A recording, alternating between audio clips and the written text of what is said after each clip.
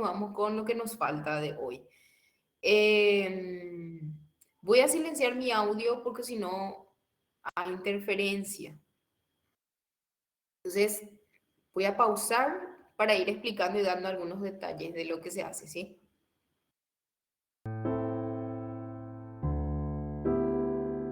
Bueno, voy a silenciar nomás el video y más fácil es. Yo les hablo. Bueno, colocación de un tubito de ventilación, como dijimos. Esto se hace en casos de que han pasado 3 meses, ustedes ya hicieron en teoría el diagnóstico y no cede ese líquido dentro del oído medio. Entonces, lo primero que hay que hacer es identificar el cuadrante anteroinferior, ¿sí? Ustedes recuerdan que nosotros habíamos visto cuando miramos la membrana del tímpano que el relieve del mango del martillo, en el video no sale mi cursor, me parece, pero en el relieve del mango del martillo me indicaba a mí qué lado, o sea, qué zona era la región anterior de la membrana del tímpano que tenemos ahí. Y ese cuadrante que está marcado en rojo es el cuadrante anteroinferior, donde de preferencia se coloca el tubito de ventilación porque por detrás no hay nada, nada entre comillas, ¿verdad? No está la cadena de huesitos ni nada que pueda interferir como para lesionar, ¿ok? Bueno, entonces identificamos ese cuadrante anterior-inferior y hacemos la miringotomía, ¿sí? Con pequeñas pinzas, estas son micropinzas, se incide sobre la membrana del tímpano, se hace un pequeño corte de milímetros, esto evidentemente está ampliado, pero se hace un pequeño corte de milímetros nada más para colocar justamente el tubito de ventilación que va a permitir que se quede permeable mi membrana del tímpano y salga secreción si es que hay ahí. ¿Está bien?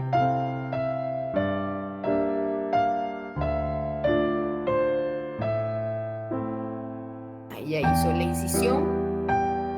Ahora va a aspirar, agrandando un poquitito. Estos dos micro pinzas, ¿sí?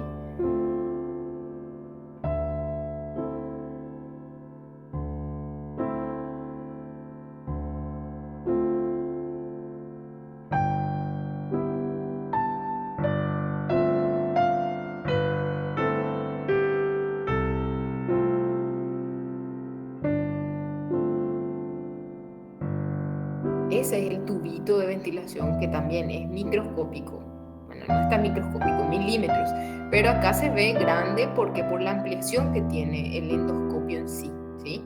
Y la idea es colocar a ese nivel donde se hizo la incisión de la miringotomía para que mantenga ventilado el oído medio. Este tubito no es algo permanente, se le conoce con el nombre de diábulo también, por ahí si leen en los artículos o en capítulos del libro. No es algo permanente, normalmente se queda unos 6 meses hasta un año como un máximo y luego cae hacia el conducto auditivo externo y uno retira de ahí sin problema. Y la membrana del tímpano vuelve a cerrar sin ningún tipo de inconvenientes. Esto nada más es si es que tenemos la persistencia de líquido dentro del oído medio. ¿Está bien? Bueno, eh, vamos a continuar entonces con nuestra segunda parte. Ok, bueno, no es mucho lo que nos falta, pero tenemos que hablar de lo que son los oídos crónicos, ¿sí? Las otitis crónicas. Normalmente, a ver un poco.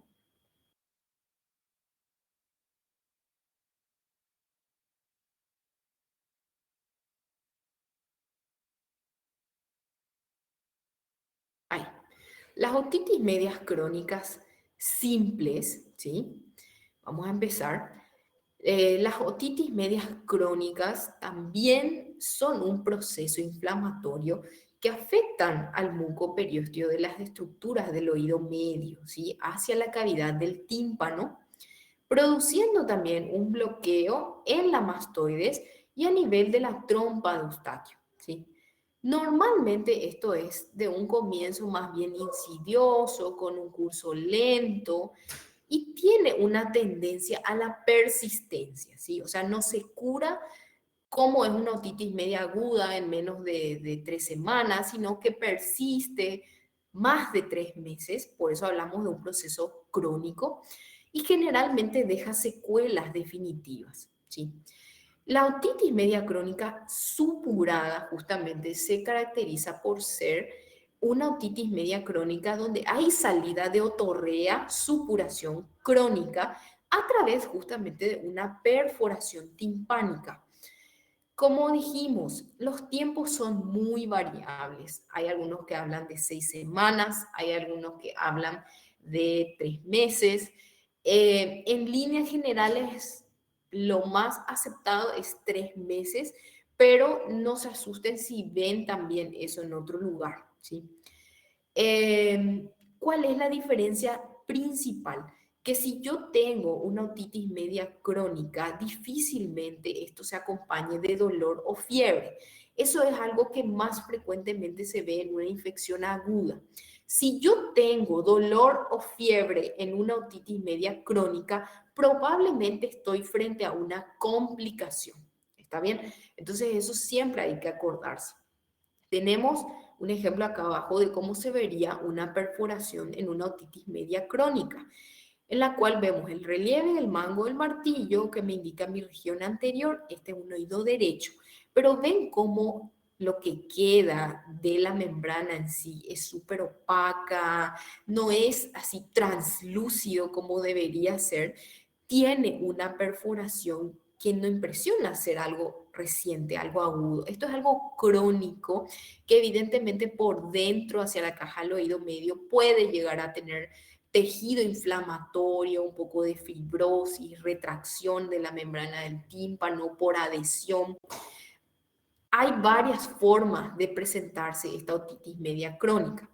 Por eso la clasificación así más simple que existe es cuando hablamos de acuerdo al tipo de perforación. Y podemos tener una otitis media crónica con una perforación central, que podemos otra vez dividirla en dos fases evolutivas, ¿verdad?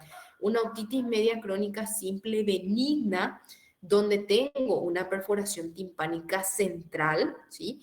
Que presenta lesiones inflamatorias en la mucosa o un tejido de granulación. Pero mi cadena osicular está íntegra, ¿sí? No hay ninguna afectación. En cambio, una otitis media crónica con perforación central, pero con osteitis, estos fenómenos inflamatorios ya producen lesiones más graves que pueden generar necrosis de esa cadena de huesitos e incluso áreas hipertróficas polipoides. Entonces, acá tenemos la imagen más o menos de una otitis media crónica, ¿sí? Ambas tienen una perforación central, si bien esta es mucho más pequeña, la benigna justamente, la perforación en sí es mucho más pequeña, casi no hay tejido inflamatorio de granulación y la cadena osicular acá por detrás del martillo está prácticamente intacta.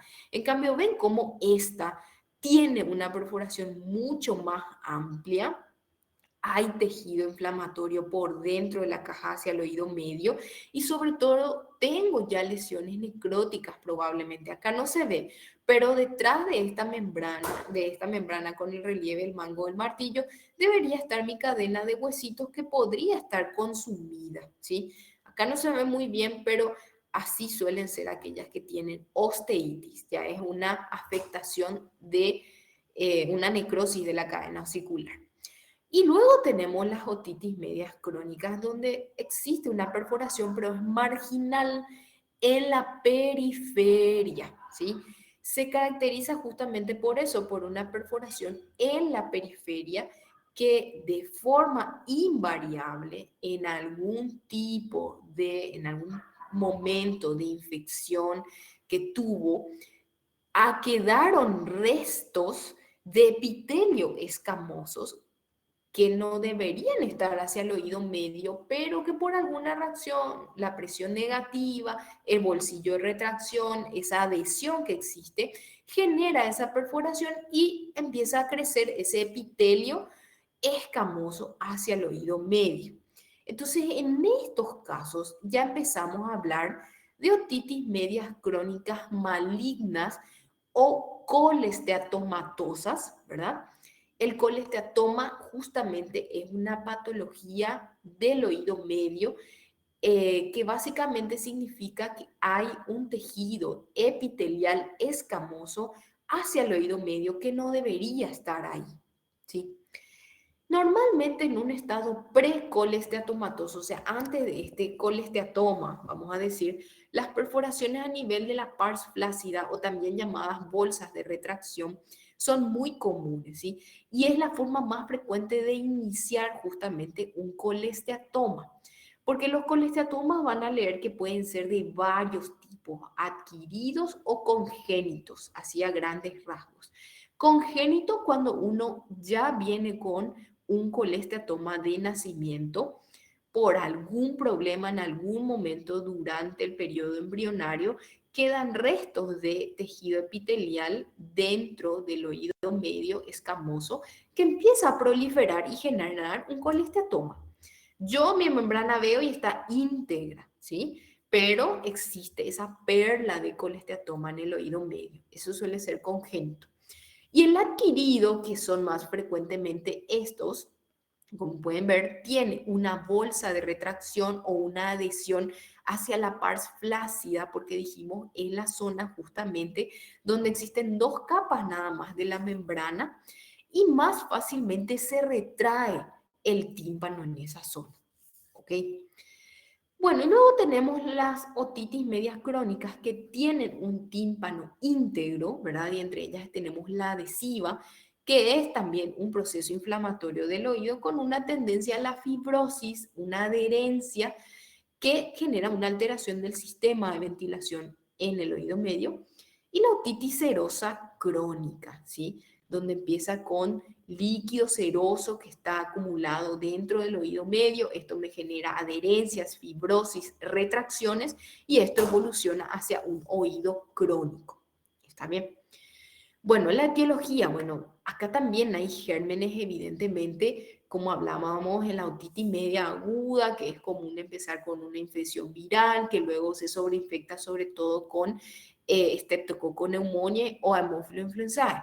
Bueno, en este caso, en las otitis medias crónicas, son mucho más común encontrar gérmenes gram negativos aerobios, como la Pseudomonas, el Proteus, E. coli, o gram positivos aerobios, como el Staphylococcus aureus, ¿sí? O sea, gérmenes que encontramos más bien en piel. ¿Y por qué decimos piel? Porque es justamente eso. Generalmente tiene una perforación que permite la entrada de los gérmenes que están en la piel del conducto aditivo.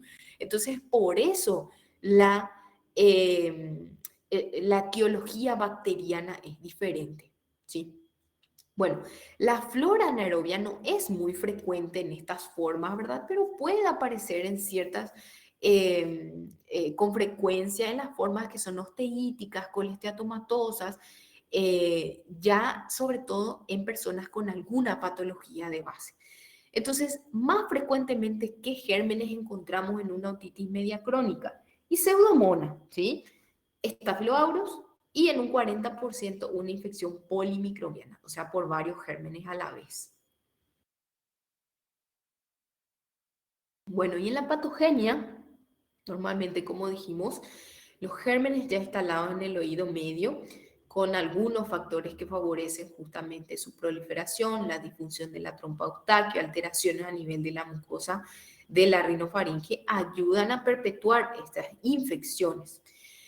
Las infecciones víricas en un comienzo también afectando la función ciliar, favorece la adherencia, el sobrecrecimiento bacteriano, las alergias nasales con retención de líquidos, ¿sí? Todo eso favorece esta colonización bacteriana y la persistencia con el tiempo de estas infecciones, ¿sí? Que finalmente va generando tejido de granulación. El tejido de granulación es fibrosis prácticamente, con mediadores inflamatorios que favorecen la secreción de enzimas osteolíticas que van destruyendo y carcomiendo de a poco la cadena osicular. O sea, al comienzo empieza una leve retracción, ¿verdad? Y finalmente eso se va necrosando totalmente, o sea, es una osteitis lo que presenta. Bueno, a la clínica lo que más manifiesta la persona no es el dolor y la fiebre, como en una otitis media aguda. En este caso tenemos la otorrea.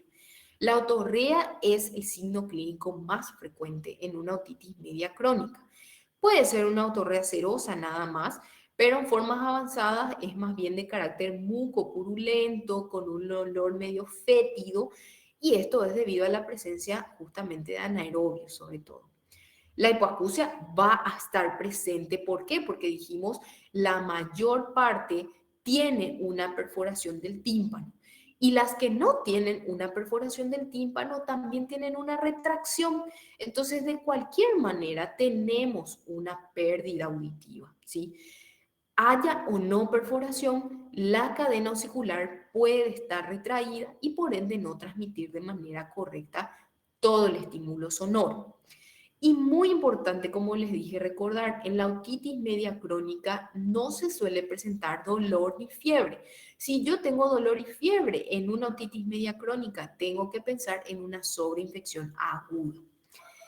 Bueno, el diagnóstico se realiza también a la otoscopía, donde podemos evaluar una membrana del tímpano y puedo encontrar una perforación central, una perforación marginal o puedo no encontrar una perforación. Eso me va a ayudar a mí a orientar un poquito la clasificación. ¿Está bien?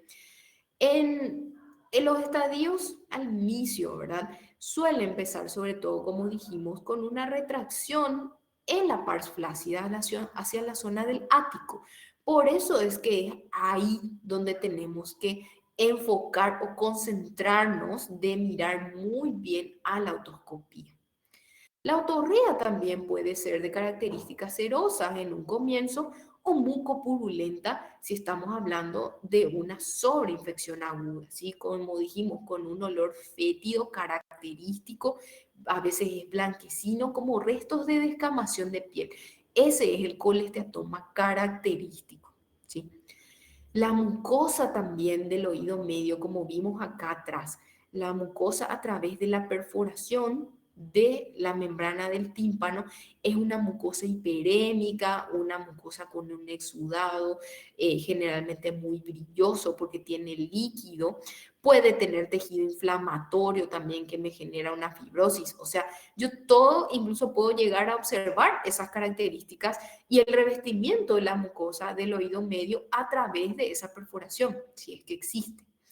Y como dijimos, la cadena osicular también puede estar íntegra o puede estar con una pequeña necrosis y eso depende más bien del momento en el cual encontramos esta otitis crónica, ¿sí? Pero eventualmente, si persiste y no se realiza un tratamiento, estas otitis crónicas normalmente suelen tener una erosión finalmente de la cadena osicular.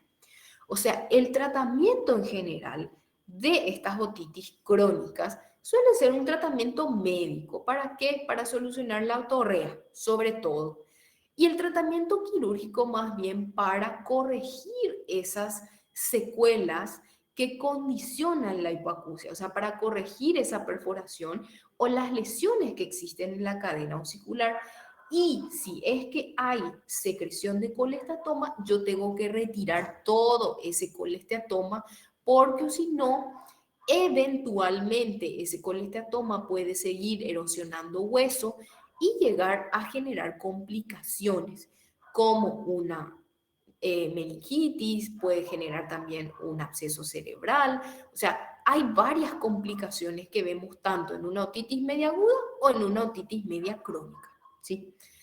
Entonces, el tratamiento médico, sí o sí, utilizamos antibióticos, pero sobre todo gotas óticas con antibióticos de preferencia. También podemos utilizar antibióticos vía oral en el caso de que yo sospecho de una sobreinfección aguda, cuando tengo dolor o fiebre. ¿Está bien? En los niños, por ejemplo, sí, acá es un poco diferente el, la parte de la microbiología. En los niños menores de 6 años normalmente encontramos más frecuentemente gérmenes similares a los de la otitis media aguda, como el estreptococo y el Haemophilus, ¿verdad? Incluso Moraxella catarrhalis. Entonces, en ese caso, sabemos que al ser gérmenes de vía aérea, sobre todo, tratamos con amoxicilina, clavulánico o, como dijimos, las cefalosporinas de tercera generación, como la cefuroxima o cefixima. Pero si pensamos en una otitis media crónica con gérmenes de piel, como dijimos, los gérmenes más comunes son la pseudomonas, el estafiloaureus y casi el 40-50% es polimicrobiano, una mezcla de todo. Bueno, yo utilizo sobre todo ceftriaxona en gotas de preferencia. Bueno, tenemos que hablar también de algunas complicaciones de las otitis, porque justamente la extensión de esta infección puede generar finalmente complicaciones a través de tres vías, ¿sí? A través de vías anatómicas preformadas, como por ejemplo la ventana redonda, las dehiscencias óseas congénicas o posterior a un traumatismo, ¿sí? Puede también abrirse camino erosionando el hueso por medio de la inflamación, este tejido colesteatomatoso, ¿sí? Y finalmente puede afectar también otras estructuras gracias a la vascularización, ¿sí? Entonces, esas son mis tres posibles vías de complicaciones. Los principales gérmenes aislados, sobre todo en las infecciones agudas, son el Haemophilus influenzae, el Streptococcus pneumoniae y el Moraxella catarrhalis. ¿Por qué? Porque dijimos que se sobreinfectan con gérmenes que vienen de la vía aérea superior. ¿Okay? Bueno, y en el periodo neonatal también, Pseudomonas y Staphylococcus aureus, que son los causantes en ese caso. Bueno, esta es una tablita para que ustedes tengan una idea nada más de las complicaciones que pueden generarse desde una otitis. Por supuesto que yo no les voy a pedir que manejen todas, vamos a hablar solamente de las que son más comunes y entre ellas, como ya estuvimos mencionando, las mastoiditis en general, que es la primera complicación que existe en una otitis media aguda. En un periodo inflamatorio inicial no lleva mucho compromiso, pero así también al obstruirse el additus ad antrum, que es la entrada al atum mastoideo, se puede acumular ahí adentro secreción. Yo puedo tener una mastoiditis sin una periostitis u osteitis, o sea, es un caso de la inflamación como estuvimos hablando nada más, una extensión natural. Pero ya una vez que afecta el periósteo que cubre esas celdillas mastoideas, se desarrolla una periostitis. Por eso hablamos de una mastoiditis con periostitis. Y finalmente una mastoiditis aguda con una osteitis es cuando empieza a producir justamente la erosión de esos tabiques o de esas celdillas mastoideas. Y bueno, eso incluso puede generar un empiema, que es una colección de pus, ¿sí? A nivel de la mastoides. Una colección de pus en una cavidad cerrada, un empiema, ¿sí? Que puede drenar, como dijimos, en distintas zonas, ¿sí? Recuerdan, hacia el oído medio es una resolución espontánea. Lateral se puede ir hacia la superficie mastoidea y me da un absceso superióstico retroauricular, ¿ok? Puede ir hacia la apófisis cigomática y me genera un absceso preauricular también, ¿sí? Hacia abajo puede ir hacia el esternocleidomastoideo y generar un absceso de Besol. Este sí quiero que le tengan así principalmente, o sea, que se acuerden, porque crean o no, en Paraguay, ¿sí? En Paraguay es muy común observar este tipo de complicaciones. El absceso de Besol, que es la fistulización justamente hacia el esternocleidomastoide, hacia el cuello, y el absceso retroauricular. Generalmente es muy común, sobre todo en niños, debutar directamente con eso. Sabían luego que le molestaba el oído. Realmente debutan con este tipo de complicaciones. El absceso retroauricular y el absceso de Besol. ¿Ok? Bueno, y también puede irse hacia la apófisis petrosa y generar una petrocitis. ¿Ok? Bueno, entonces, La parálisis facial, no podemos dejar de mencionar, puede complicarse una otitis media aguda, una otitis media crónica, con colesteatoma, sin colesteatoma, e incluso una otitis externa eventualmente me puede generar una parálisis facial periférica, en este caso, si hay algún tipo de edema, inflamación o lesión hacia la vaina que recubre el nervio facial que está pasando por el oído medio. A ver, dice, en Brasil también no es tan difícil. Sí, se ve muchísimo, muchísimo, sobre todo en la parte rural es muy común de encontrar, ¿sí? Por eso les llamo la atención con esas dos complicaciones, porque crean o no, es muy común, ¿sí? En niños pequeños, le estoy hablando de 7 años, 8 años, ¿sí? Recuerden que la mastoides en sí termina su neumatización a los 2 o 3 años, pero muchas veces cuando las infecciones empiezan antes, con otitis media aguda, a partir del año de vida, son 6 años de otitis a repetición que hacen que la mastoide no esté neumatizada y por ende sea más fácil tener este tipo de complicación. Bueno, tuve varios pacientes con parálisis que vieron de complicación de otitis, así mismo. Entonces, esta es una parálisis facial periférica. Recuerden, periférica es aquella que ocurre después del ganglio geniculado. Por eso es que habíamos visto las porciones del nervio facial. Cuando yo le pido al paciente justamente que realice esto y me percato de esta parálisis facial, yo puedo darme cuenta que ser solamente unilateral puedo tratarle justamente como una periférica. Y lo más importante en estos casos es evaluar al paciente si tiene alguna patología de base, si es diabético, porque son los que más frecuentemente se complican, porque yo tengo que tratar con corticoides esta parálisis facial, ¿sí? Tengo que tratar, ¿por qué? Porque los corticoides justamente son los mejores antiinflamatorios y la idea es desinflamar el edema que existe a nivel de la vaina del nervio facial. También puede ser, como acá leen, por una dehiscencia del acueducto de Falopio. Y justamente el acueducto de Falopio es una porción del nervio facial. Si leen por ahí, no se asusten. Se le conoce también como una segunda porción del nervio facial. Y finalmente puede haber una erosión también, ¿verdad? No solamente un edema, una erosión de esta zona, sobre todo en la segunda porción o en el segundo codo, que es donde más frecuentemente se lesiona, que está más en relación hacia la pared posterior de la caja del tímpano. Yo puedo solicitar una tomografía también si es que esta parálisis no va mejorando para evaluar justamente si hay algún tipo de compresión del nervio facial por algún tumor, alguna fractura, ¿verdad? Y por supuesto tratar la causa. Si es una complicación de una otitis media aguda, yo tengo que tratar con analgésicos, con antiinflamatorios. En estos casos sí debo dar antibióticos porque no puedo no dar, ¿sí? Por supuesto, como mencionó Juliana, sí, fisioterapia hay que hacer.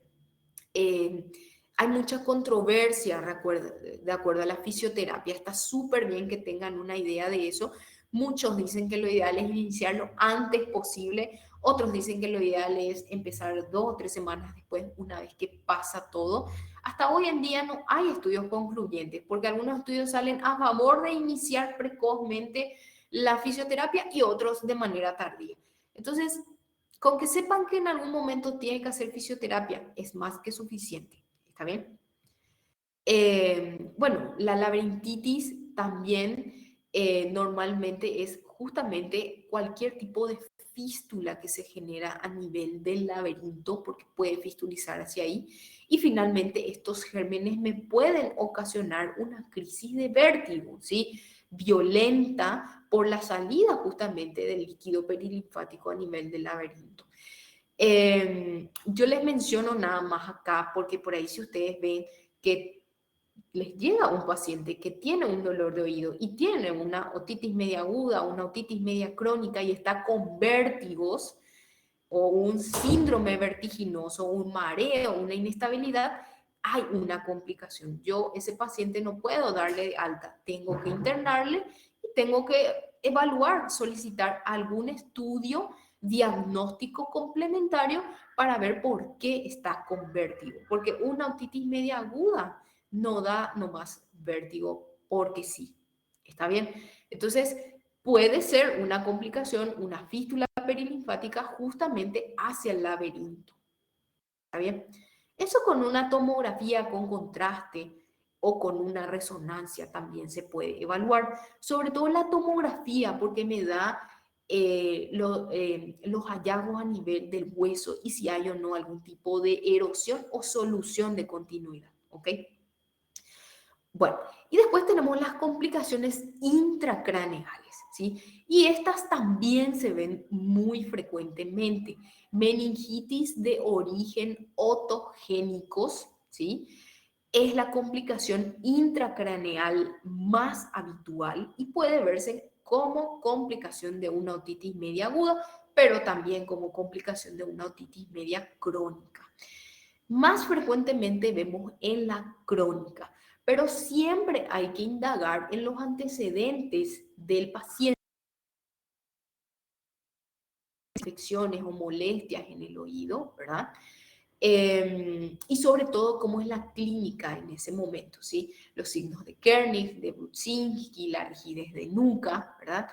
Finalmente, estas meningitis hay que tratar, o sea, se interna al paciente, se le pide una rutina de laboratorio completo, estudios de imágenes, antibiótico terapia inicial, sí o sí, con cefalosporina de tercera generación normalmente, cefotaxima o ceftriaxona, endovenoso, ¿está bien?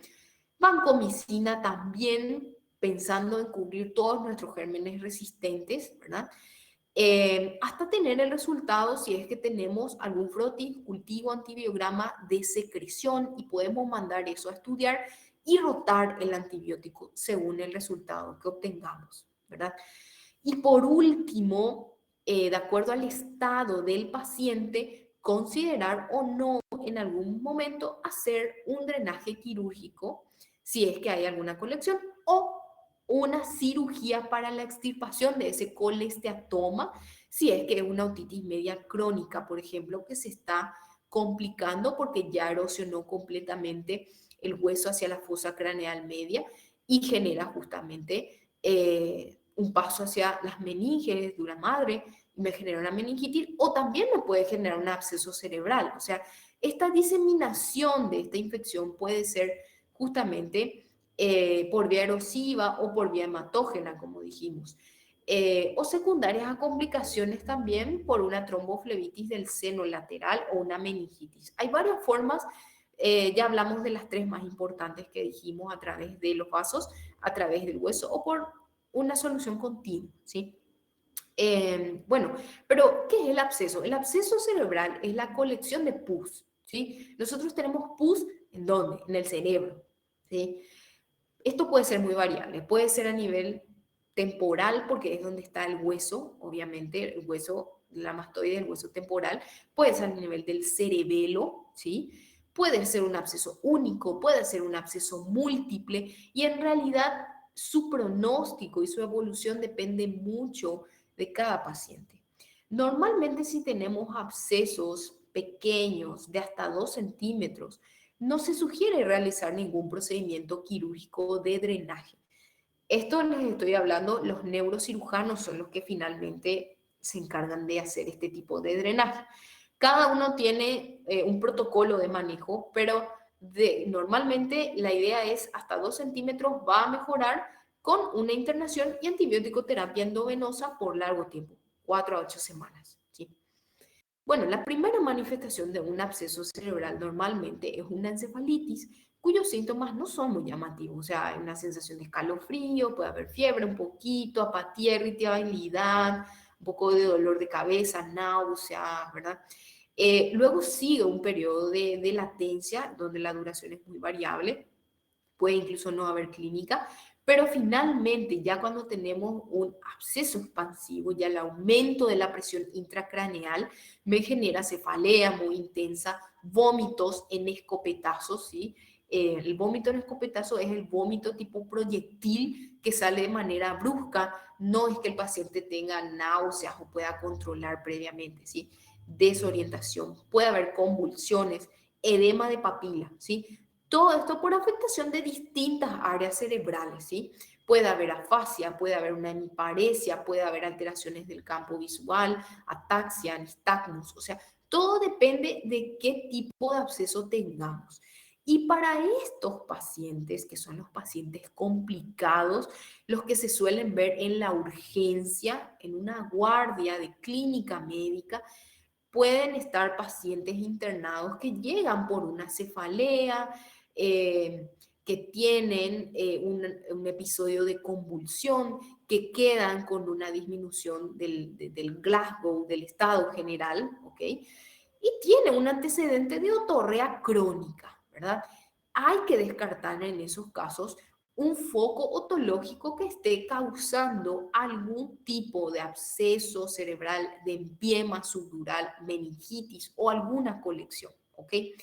Acá, por ejemplo, tenemos justamente, como dijimos, TAC con contraste o resonancia magnética me sirve muchísimo para el diagnóstico y para evaluar justamente qué tanta afectación produce si es que yo tengo una colección, ¿sí?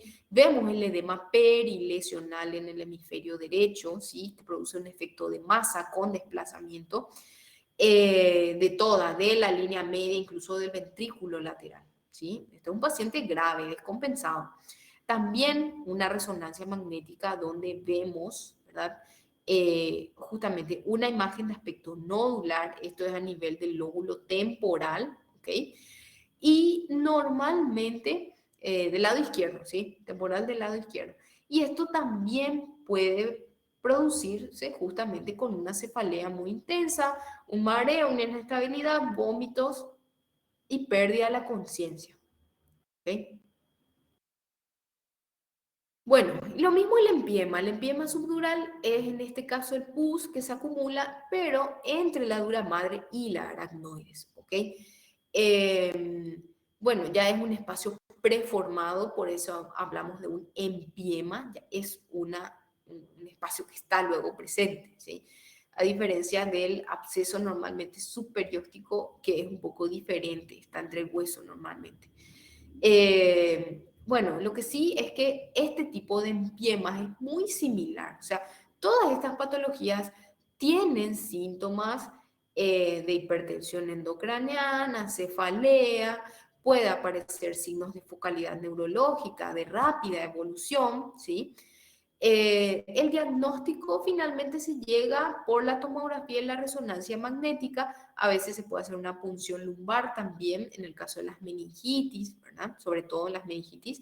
Pero la idea es que ustedes tengan por lo menos como un diagnóstico diferencial. Bueno, si debuta con cefalea, con rigidez de nuca, bueno, puede ser una meningitis. Si debuta con convulsiones o algo, bueno, capaz ya sea algo más, un empiema, un absceso cerebral, ¿ok? Finalmente, este empiema hay que drenar también, ¿verdad? Y no solamente drenar la complicación aguda del momento, sino considerar en un segundo tiempo realizar una cirugía, mastoidectomía, van a leer por ahí. La mastoidectomía es la cirugía definitiva del oído, ¿sí? Eso solamente para que ustedes sepan, no es necesario que sepan los tipos de técnicas, ni mucho menos, ¿verdad? Pero bueno, esa es la idea más o menos. Que ustedes entiendan que las otitis medias agudas y las otitis medias crónicas, ambas pueden generar todo este tipo de complicaciones. Y hay miles, ¿sí? Pero con que ustedes manejen y tengan idea de que una parálisis facial periférica puede verse muy comúnmente en una simple infección es suficiente, ¿verdad? Y sobre todo tener en cuenta si se le presenta a un paciente, porque esa es la idea justamente de nuestro examen, ¿verdad? Todavía no tenemos fecha del examen, pero bueno, no es solo para el examen, sino para la vida diaria, luego, cuando ustedes se encuentren realizando guardias como médicos generales o ya como especialistas, en pediatría, sobre todo en clínica médica o los que hacen medicina familiar, quizás los ginecólogos no vean tanto esto, ¿verdad? O los especialistas, pero la idea es que ustedes tengan en su mente, bueno, tengo que sospechar de esto, puede ser esto, puede ser esto, voy a solicitar estos estudios y bueno, voy a ir descartando. Esa es la idea. Y así también va enfocado nuestro examen. La idea es que yo les plantee algún tipo de caso clínico. Bueno, un niño de tantos años se presenta con dolor de oído, de tantas horas. Y la idea es eso, que ustedes hagan un ejercicio de diagnósticos diferenciales. ¿Ok? Bueno, ¿alguna duda, alguna pregunta? Sobre todo peligrosa, recurrente, recidivante, crónicas, las complicaciones.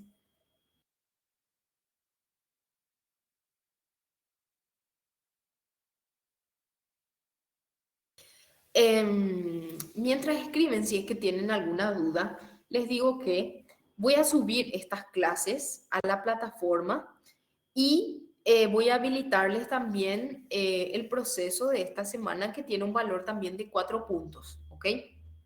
Em, y como saben, vamos a dejar hasta el domingo para que puedan realizar eso y luego subir el archivo. No se olviden de subir el archivo y completar de manera correcta su dirección de email. ¿Está bien?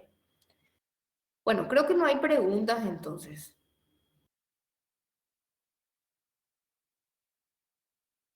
Cierto, dice.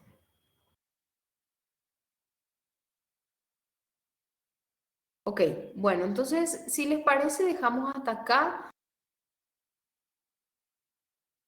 Eh, Creo que fue una clase bastante productiva. Si es que van teniendo dudas al leer y demás, como les digo, vengan y aclaramos. Pero no es que, como me preguntó Juliana hace rato, yo no espero que ustedes manejen las dosis de nada. ¿Está bien? No se estresen demasiado por eso. Es para conocimiento general. El día de mañana van a tener un vademecum ahí con ustedes para consultar eso, ¿sí? Entonces, concéntrense en lo grande, en saber hacer diagnósticos, saber qué estudios pedir y sobre todo eso, ¿sí? Que es lo que más vemos. Perfecto, entonces dejamos hasta acá. Nos vemos la próxima semana para dar nuestras clases de hipoacusia, ¿sí? Voy a subir entonces todo esto y también el proceso. Tienen hasta el domingo. No se olviden. Bueno, chao. Que tengan linda semana.